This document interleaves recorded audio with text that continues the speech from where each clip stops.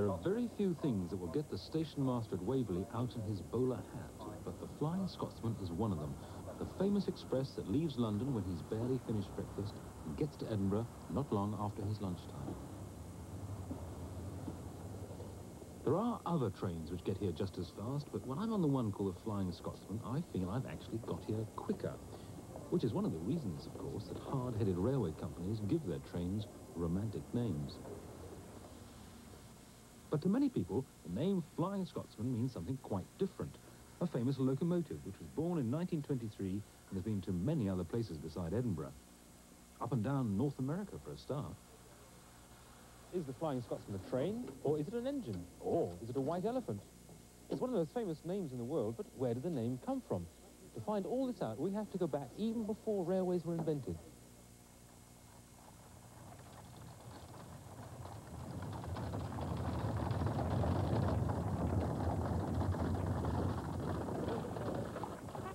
Up to about 1850, if you'd wanted to get to Scotland in a hurry, you'd probably have gone by flying coach.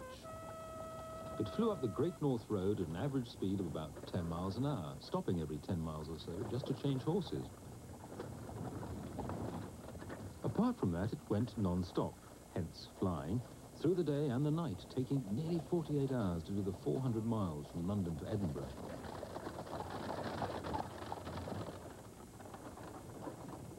It wasn't much fun at the best of times, and it was worst if you had an outside seat on top, where you had to keep awake the whole time.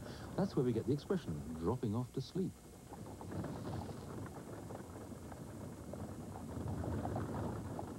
Then came the railway, and the average speed of the journey to Edinburgh magically quadrupled. The through route was opened by 1850. In 1852, King's Cross Station in London was completed, and in 1862, the first named express appeared, the Scotch Express, which is what they first called the Flying Scotsman. It left King's Cross Station every morning at 10 a.m. on the dot and started to fly north. The speed may have been a lot better, but the facilities were the same as on a stagecoach. No toilets, no food, no moving from your seat, so they must have been longing to get to that 20-minute stop at York for lunch and everything else. As the passengers piled into the restaurant at 2:35, the soup was put in front of them, and from then on the restaurant resounded with the crash of crockery and courses being rushed to and fro. Outside, the passengers could hear the shunting and crashing of the new engine being put on, but the sound they were really listening for was the station bell. Once you heard that, you left your apple pie where it was and rushed back to the train. It was the Victorian equivalent almost of making a hasty plane change at Heathrow. In fact, after York, they were leaving Great Northern Territory and flying up the northeastern line. The new engine, full of coal and water again, pulled them over the high-level bridge into Newcastle, where they had another chance to resort to the lavatories at 4:55. Then, with hardly a pause, on up to Berwick, and another change of engines, this time to a North British machine. They finally arrived at Edinburgh at 8:35, 10.5 hours after leaving London. It may seem slow to us, but to them it was a miracle. A miracle only to the well-heeled, of course, for it wasn't until 1887 that third-class passengers were catered for at all. After that, things rapidly improved for everyone. Restaurant cars were introduced, which meant, of course, that corridors had to be introduced as well. The first lavatories appeared on trains, and as early as 1875, the North British Railway had pioneered sleeper compartments.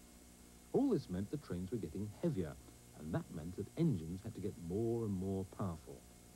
Then, suddenly, the Scotch Express hit the headlines in 1888. It got caught up in a series of races to the north against rival companies, and the record time to Scotland was lowered suddenly from 9 hours to 7.5 hours. The race became part of British railway history, shortly to be followed by another now familiar sight in British stations, the railway enthusiast. Well, I've been on here at 3 o'clock in the morning. Was it here that they always changed engines? Oh, yes, always, yes. They always did that? Yes, changed engines here and Grantham, Newcastle. Yeah, yeah. That's good. Although it was one company taking off the engine, another company putting well, on. no, the men here... I met Arthur Dewar in York Station in 1985. He had first been here to watch trains as a boy in 1916. It must have been quite a sight, York Station. Oh, yes, it was marvellous. Yes, it was beautiful, gleaming green engines, you know, brass. Not dirty and smoke. No, and brass columns and brass round the wheels, all shining. I'm afraid we have to go to the museum to see them nowadays. Oh, yes, yes. You see how, that's how they were. Yes. Yeah, all like that. Yeah. So you must have seen the Flying Scotsman come through many times. Well, it wasn't called that yet, not until about 1938. It was known to the railway people as the Special Scots Express. But in the timetable, it wasn't differentiated from any other train. But it was already known as... Well, most people knew it by, yes, yeah. In 1923, Flying Scotsman the engine was born, one of a new class, the A1 Pacifics, which could run non-stop from London to Edinburgh and also had rather glamorous film star looks. Just as well as they were about to become film stars, as I discovered from railway film collector John Huntley. John, this must be about the first film of the non-stop Flying Scotsman exists. Yes, it is. It's a bit of a mystery film. We don't really know who made it, but it is a most valuable record of the old London North Eastern Railway. And, of course, certainly there's no doubt about the film was made to celebrate this idea that started on the 1st of May, 1928, when they began the non-stop run, even including things like a cocktail bar on the train. You know, this train was extraordinary, really. It had, at different times, it had a cinema, in-flight movies, sort of Flying Scotsman style in the 30s. It had a hairdressing salon on the train at one time for women originally. It was so successful that they introduced it for men. And in the early 1930s, it was a kind of sort of disco where they had an old horn radio which piped in dance music and people danced as you went on your way to Scotland. So it was quite a train, the Flying Scotsman in those days. It was a pretty magical thing, you know, in 1928. When you think how long ago that actually is, to run a train all this distance. Well, there seems to be more than a whiff of advertising about this. It's a feeling that it's not just a documentary, it's saying, come travel with us. Mm.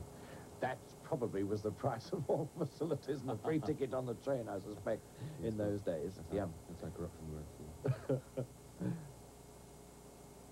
How long did the train take in those days? How long was it back then? It was all slowed up, wasn't it, because of the stupid business of... Because of the agreement, it didn't have to arrive in Edinburgh before the Midland train arrived in Glasgow. Frank Mays, our other expert, was actually a fireman on the Flying Scotsman in its heyday, though this was the first time he'd seen any of these films. So they purposely slowed it down? Oh, they did, yes, and they kept it outside of Edinburgh for a little while until the time approached, and it was allowed in. And a lovely name, you noticed then, Grand Lane. I think it's because they're both full of unfinished buildings. Those trams, I always associate those with the early days of the Edinburgh Festival, and very much Princess Street never was quite the same without the trams. There they are. Before the 1920s were out, the engine itself had become an established film star. Not in a documentary or a commercial, but in a fully fledged thriller. This looks a very different sort of film. I detect a story here.